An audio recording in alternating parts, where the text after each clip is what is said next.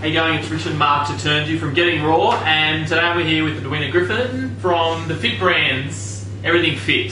She's fit and she's got a name around Fit Brands. So really interesting because you've been in the industry for a while, and I've seen your brand in the eastern suburbs of Sydney. You have Fit Women, Fit Men, and I saw your website the other day, and we've got Fit Executive, Fit Mums, Fit Bubs, Fit Everything, right? Yeah. Fit Everything. So I'm really intrigued about that brand and how that came about, and what you're doing now. Tell me about yourself and how long you've been involved in the industry for. Okay, yeah. Well, I've been in the industry for about 17 years, a bit over actually. Really? Yeah, so I set up my business at 21. Okay. And set up a little studio specialising in women. And was that in Sydney still? That was in Sydney. Same one? Yeah. Well, not the same studio. But same brand, yeah. Same brand. So that was a Fit Women brand, was my first brand. Okay. Then branched into Fit Mum, Fit Men, then Adventure Women, Adventure Men. Fit Adventure Men or Adventure Women, Adventure Men? Adventure Women, Adventure Men. Okay, cool. And then Sanctuary of Light. And the Real Body Management is more speaking brand. It's the umbrella company for all. And then we're doing Fit Space now. So what's Fit Space? Fit Space is an online program. So that's pretty well incorporating everything my past 17 years for me. You know, it's that mind body where I'm doing online videos of exercises, yoga, nutrition, mind programming. And you showed me some of the videos. We just saw some of the videos. And you flipped them to me on the videos, and you've got like hundreds there. Yeah, you've done a lot of work. It's not just a matter of you've got to set a Fit Space up and throw a few videos there. You really put a lot of effort. They're edited professionally. They're really done professionally, and that's what I think that's a massive IP in your intellectual property is right there, which I think is fantastic. So tell me a bit more about. Let's just take it back a step because we're pushing it a bit further. I want to take it back. So you had your studios, you had your Fit Men, your Fit Women, and they were in were they in the same place? Yeah, different locations. And then I brought it into a bigger space where I brought in all the areas. So they're in the same different places down the road from each other, weren't they? Yeah. So what you do the AM sessions for women and do the PMs for men? Is that how it works? Yeah, we had some going on at the same time as well, different locations. And then there was the main location that was a bigger location for yoga and Pilates and acupuncture and massage. So that enabled us to have a lot going on in the same space. So there was the main section, and then we had a smaller kind of PT session. Okay. Yeah. So. And that's where you're aligning yourself now with a lot of women, 30 to 55 plus, wellness. Yeah. Yoga, Pilates. Is that right? It's very much. I mean, that has been my brand always, a holistic approach, and the Fit Women, Fit Mum brands have been all the way through. But I think. Doing a bit more writing and stuff with women's health on that pregnancy, and I've just relaunched the new Fit Mum DVD, which I originally filmed about 10 years ago. I've just redone that. And I'm speaking... Blast from the past. Yeah, come back around and, you look back and you cringe. I was like, I have to redo that. So, and then obviously travel with, Women's Global Change Conference and stuff. So there's a lot, that's a lot of my experiences being with women, so... And now you put some of your time into actually... coaching or mentoring, I should say, fitness industry, non-fitness industry people on branding. Yes. Is that right? Yes. Okay. Yes. So you obviously take your brand very seriously. Yeah, well, I do. I think that was one of the things we were just discussing with the studio, that I decided to close the studio earlier this year because I noticed a change in the industry and what my clients were wanting, which is where I put all my energy into the online. And one of the things that people like, initially I was weighing up whether to sell it or whether to franchise it or what to do, and I decided not to sell it for the reason that I wanted my brands. It's sort of, you spend that many years building the brands and you've got a reputation, and one of the main things, with all my branding is it's kind of maintaining the equity of your brands and just diversifying and changing with the times, and that's kind of been one of the things that the reason that I've established the different brands is things change, and you see the signals from your clients and you see ahead. When I did women back 17 years ago, I specialised in women, it was quite unusual. People were like, why are you specialising in women? And now it's kind of the norm, and to me it's very much about just seeing those indicators a little bit ahead of everyone else, hopefully. Yep. And that's why I started the online thing. As I said to you, it's been 12 to 15 months, actually, probably like 18. It's always the way with online. They say, it's easy, we're doing it in 3 months, 6 months, 9 months, 12 months. Have we got that website up yet? Yeah. Original plan was last Christmas, now we're looking for this Christmas. Okay, this Christmas. Yeah. Otherwise, things start in January anyway, so don't worry. Yeah, new year and a fresh start. But yeah, so it takes a lot longer than you think when it's totally new. But exciting. It is exciting. The online space is very exciting. I'm always interested in the online space, and I'm always interested in playing in the online space because I believe that's really the way that we're going to go as a culture. And people are getting busier, so it's always how to have people access online. So that's important. Tell me, when you did the switch to your online, you're not an IT background. No. Okay. Definitely. So you're starting an online business without an IT background. So I want to commend you for that for a start. And I think that's awesome because it's not about can you upload a video to YouTube. It's about the marketing and what you want to deliver, and then you can find the experts to do that. Obviously, you've done very successfully. So what do you mean some mistakes in that? Because I think at the moment there's a lot of people trying to dwell in that, and they're kind of go, oh yeah, I'm going to get into the online space. I'm going to get my Facebook going. I'm just the simple stuff like that. And they're really struggling. What is, I guess, 2 online mistakes that you've made getting this 12 to 15 month process of your fit online space happening? What are some big mistakes and costly mistakes that you've done? I think for me, which is often my mistake in business, I think one of my big lessons has been to try and do too much. Oh, really? Yeah, but I think, as simple as that sounds, so initially I kind of, I created it into this huge project where, it's great now that it's not finished. But I looking back, I'm kind of like, what I probably could have got it out earlier. Just getting very clear on the intentions of what you had. And it did shift and evolve throughout that, but I have probably spent a little more than I had to based on that. And just really, as you say, familiarising yourself with the market. I mean, that's the lesson that I've learned in business, and a couple of other things that I did with the Sanctuary of Light that I set up. Lost a bit of money with that one because I went into an industry that I didn't know that well, the spiritual kind of field, and didn't research the market well enough, and sort of launched on these great visions, and yet hadn't really connected with the right people, and had some expensive mistakes. So I think when I went into this venture, I had learned that lesson. So I like to think there certainly hasn't been any major ones this time, but that was a big lesson that I brought to this project. Was very much I did a lot of research.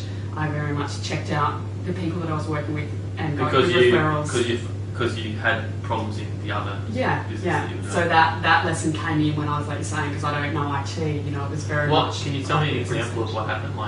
With that, look, I brought these people out from, there's no need to mention them, from overseas to come and do...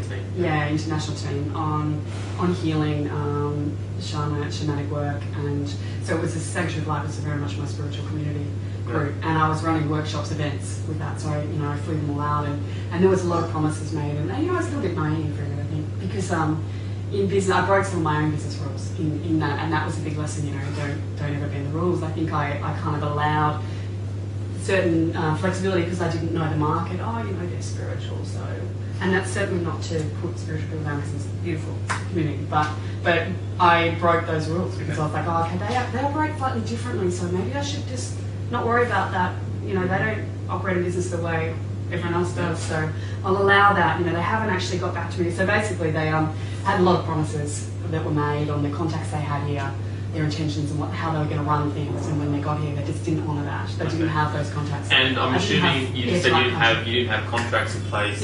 You was wishy-washy emails and that sort of stuff. So sent off contracts that weren't signed. The theory is have these signed contracts before you pay people to get on a flight and come in. And fairly basic mistake. Well, basic, but I think the basic mistakes are everybody, stuffed up. So the failure here is get airtight stuff happening before you go into agreements with partners and JV partners and then the other lesson with that was that my client base, I realised they were coming for me and my staff, and I brought in a crew of people who they didn't know, who they didn't have, they hadn't established a relationship with them yet. So that was an important lesson as well. To if you're branching into a different area, for me, you can't assume that the market's going to want it with someone totally different. Because I think when I'd done the Fit Women and Fit Mum and Fit Men and Venture, that all worked perfectly because I had the same team operating with it. When I brought outsiders in, my vision was like, it was really clear it was all going to work, but I was bringing in different teams, so the energy dynamic was different, and my client base didn't necessarily resonate with that totally different group of professionals. But I think now you're knowing where you're going, and now it's just the next space to actually get your onlines working and getting that moving along nicely. So I guess for the industry as a whole, what are they going to sort of see with you in the next couple of years? Like, where are they going to be seeing you doing? What are they going to be seeing you doing? Yeah. Besides, I mean, obviously the online space is huge for you. Yeah, definitely the online space. I'll continue on the mind-body stuff, but I'm certainly running some events in Australia and overseas, obviously.